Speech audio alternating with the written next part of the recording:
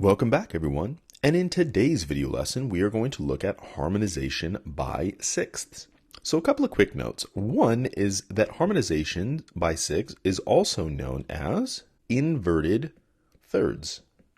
Inverted thirds, okay? So we'll look at what that means. And we can also think about the interval size as they are going to change. So the interval size is going to change here. So it's not going to be a set constant interval. And we've really seen that in most of our harmonization methods so far. So let's look at an example here with C major. And if we started with the C note, we would basically just label these 1, 2, 3, 4, 5, 6, so that if I had the C note and I was harmonizing by sixth, I want to use an A note to harmonize. And if I had the D note, 1, 2, 3, 4, 5, 6, I would use the B note to harmonize there. The E note, 1, 2, 3, 4, 5, 6, I would use the C note to harmonize there. All right, and so you can see, once again, then at this point, we can kind of consider something very simple, which is this is linear. Okay, and when I recognize that something is linear, C, D, E, F, G, A, B, C, what I mean by linear, it's just in a tone row. There's no skipping intervals. It's just all in a complete line. It's diatonic. And because of that, I can assume that this is also going to be linear. So according to the C major scale, that would give us A, B, C, D, E, F, and G. Okay, so that also becomes linear. Now let's look at the interval sizes here.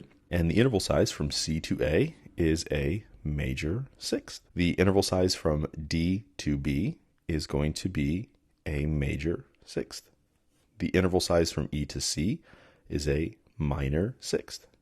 Okay, and so we can see that this is changing, right? It's not always the same thing. This one's also a minor sixth. From G to E is a major sixth. From F to D is a major sixth. And from B to G, I have to think about that one. From B to G, B, C sharp, D sharp, E, F sharp, G sharp. And we can see that that is going to be a minor sixth. And how did you come up with a minor sixth, right? Well, I came up with a minor sixth because this is G sharp is what's supposed to be in the scale, and there's no G sharp here. There's a G, so therefore it's a minor sixth. And so we could see we have minor sixes, we have minor sixes, we have minor sixes. So we have sometimes it's major six and sometimes it's minor six. It just really depends on our setup. So now let's look at the key of F sharp major. We're going to do the same thing. Once again, I recognize that this is linear, and linear just means that my harmonization is going to be very simple, and it's going to be in a row. It's going to be diatonic, and I can go 1, 2, 3, 4, 5, 6. So to harmonize the F sharp note, I would use the D sharp note. And knowing that these are going to be according to the F sharp major scale, and it has to be linear, then I can just go ahead and write it out from there.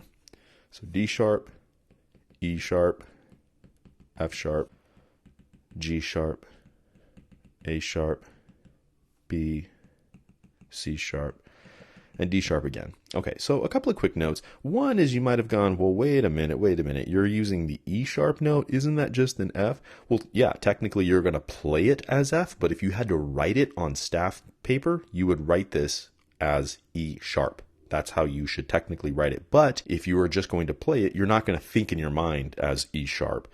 You're going to think in your mind F, all right? That's what I do, and that's what makes sense. And so once again, the interval sizes here are going to change. I'm not going to run through that again. And we also noticed that this is linear, and if we had something that was non-linear, we already discussed. So if something is non-linear for non-linear situations, then we basically just follow a very prescribed set of steps, which is 1, determine the key. And we've been through many examples of that. Determine key. And after you determine that the key is F sharp major, then you can rearrange it into a linear fashion. So rearrange into linear. And then from there, it now becomes this problem because now it's linear again and it becomes very, very simple. Now I did mention that these are considered to be inverted thirds. So let's kind of think, well, what does that mean, right? What does that even mean? So let's go back to our example here of the key of C major. And let's put that over here. So the key of C major, we had C, D, E, F, G, A, B, C.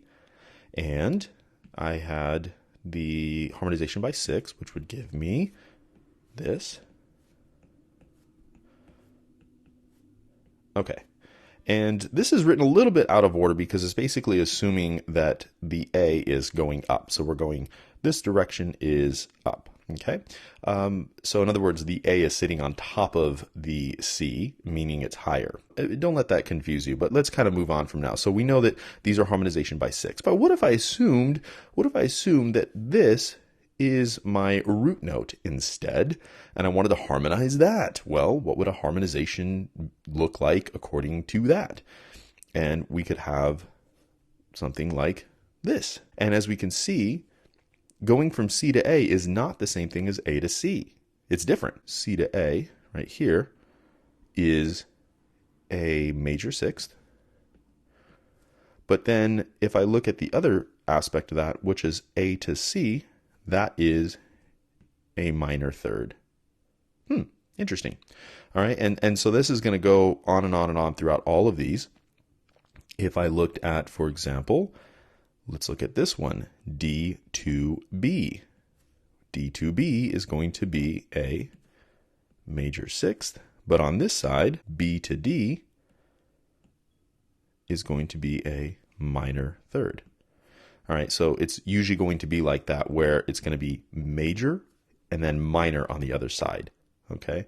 And so if I were to have something that was a minor sixth, what would you expect down below? You would expect it to be a major third, right? So we have that kind of dichotomy. In our next music theory video lesson, we're going to take a look at harmonization by sevenths.